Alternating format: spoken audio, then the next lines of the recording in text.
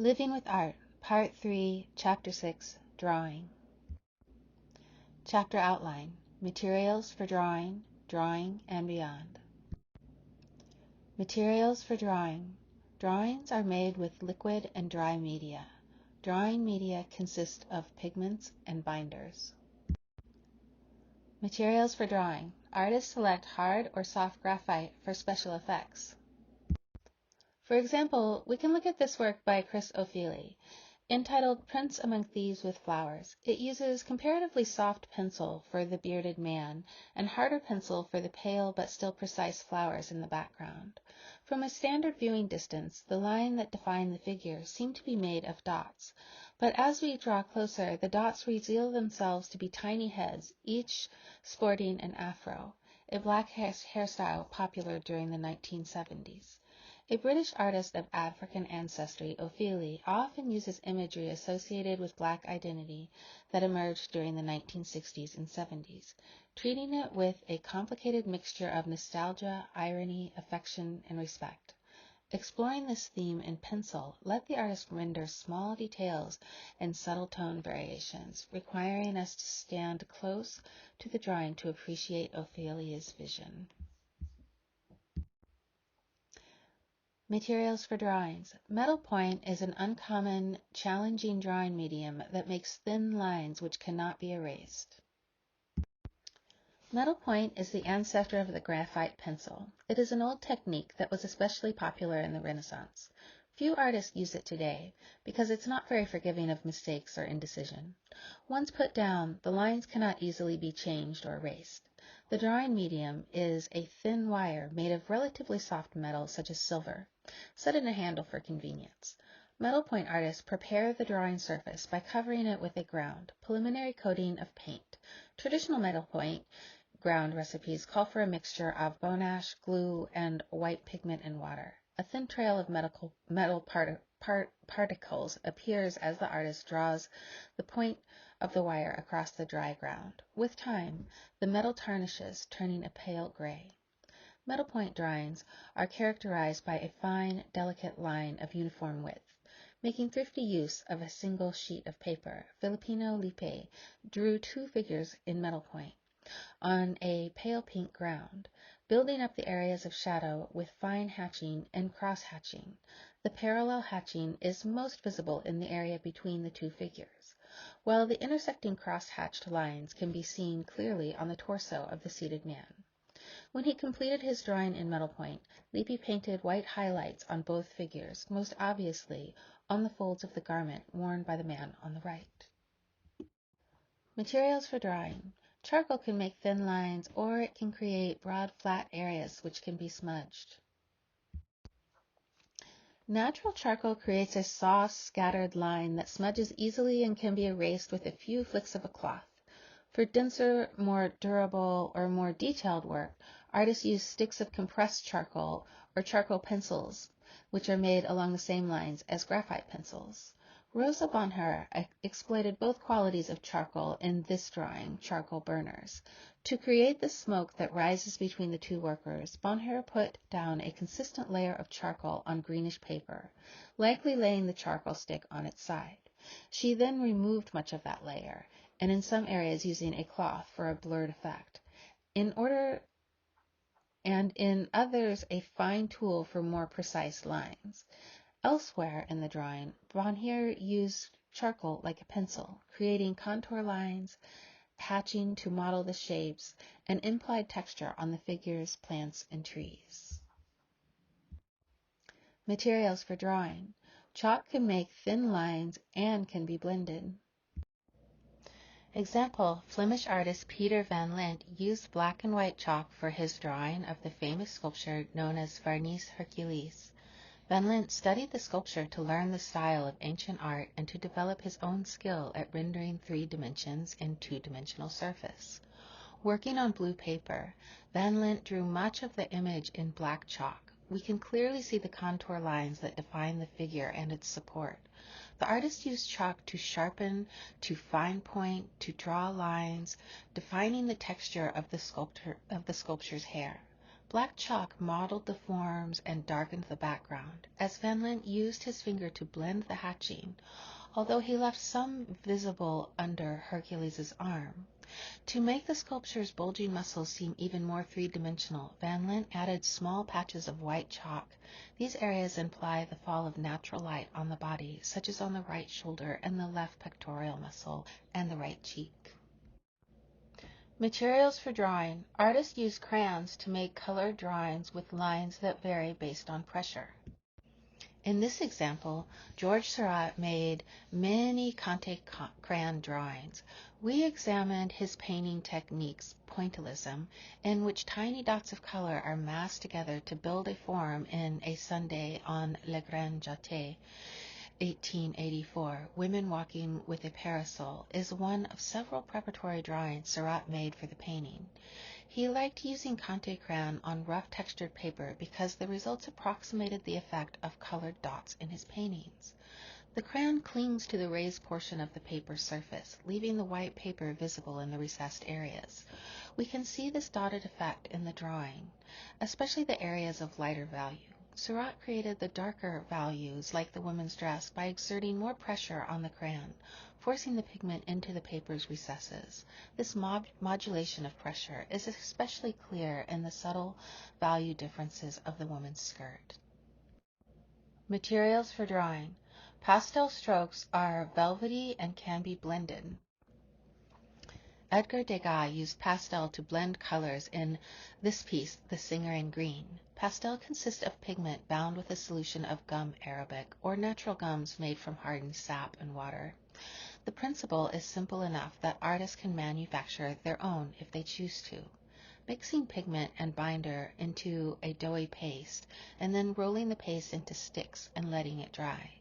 Available in a full range of colors and several degrees of hardness, pastel is often considered a borderline medium, somewhere between painting and drawing.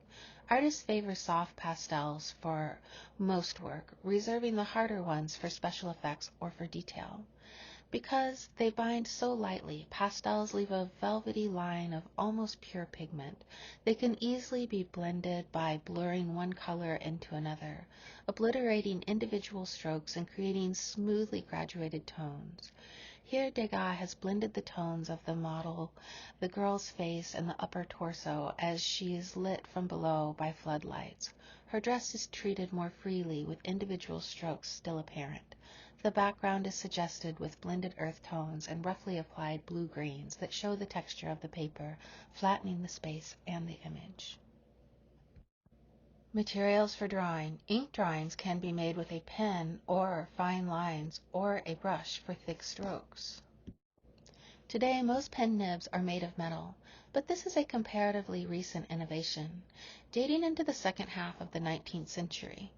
Before then, artists generally used either reed pens, pens cut from a hollow plant stem, or quill pens, pens cut from the hollow shaft of the winged feathers of a large bird.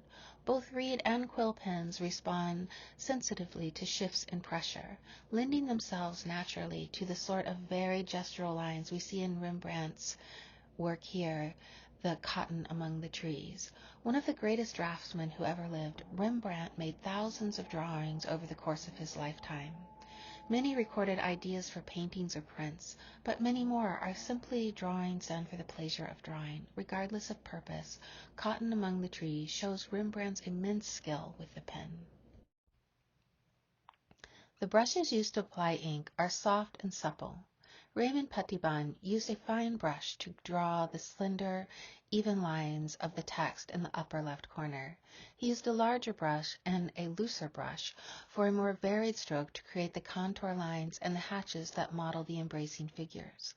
These lines show quite clearly that they were made by a brush, tapering at both ends and swelling in the middle.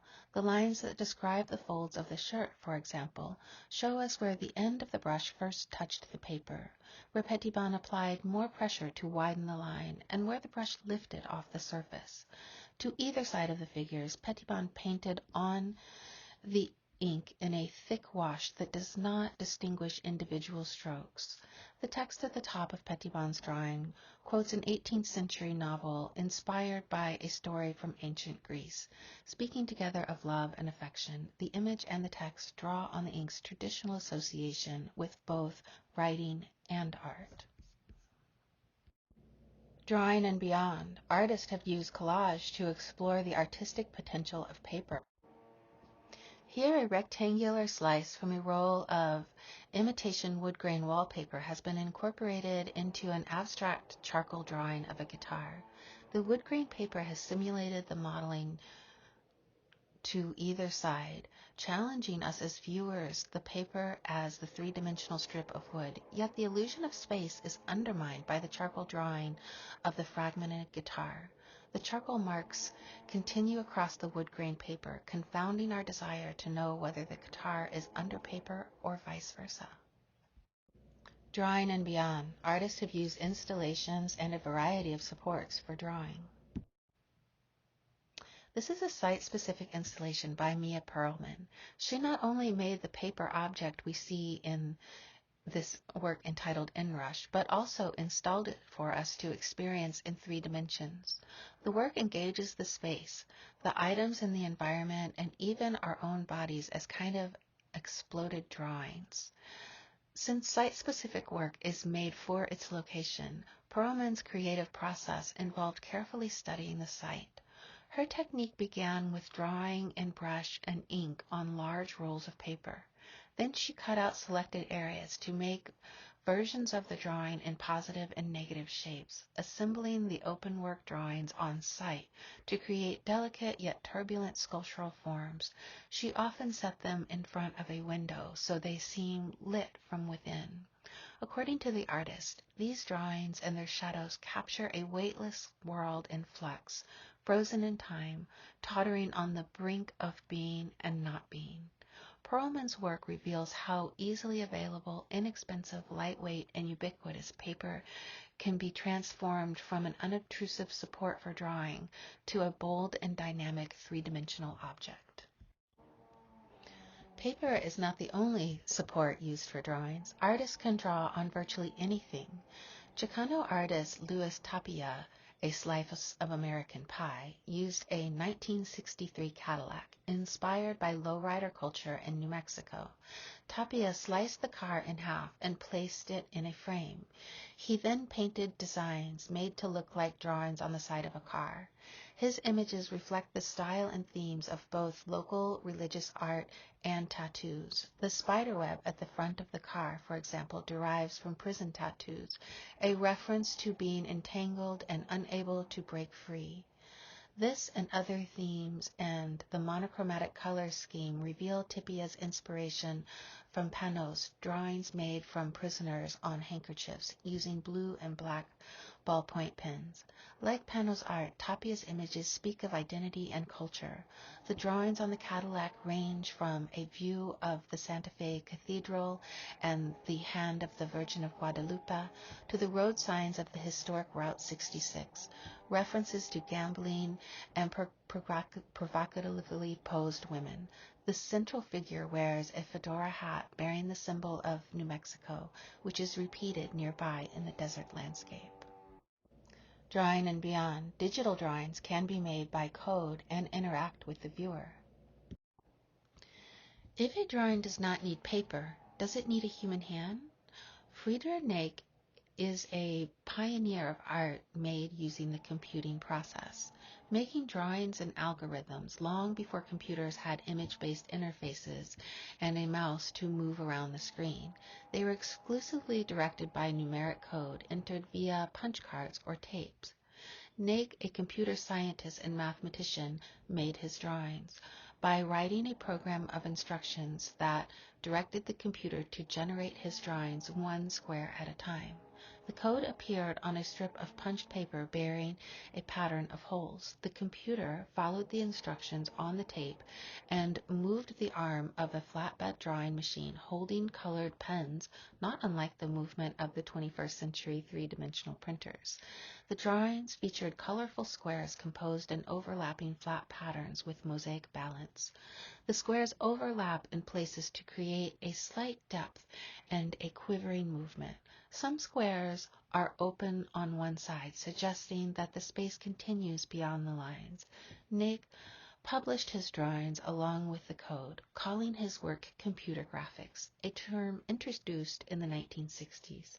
His work established the computer as a tool for art making. Camille Underback's digital drawings reintroduce the hand as well as the rest of the body into a work of art. She creates installations where the viewer and the computer interact.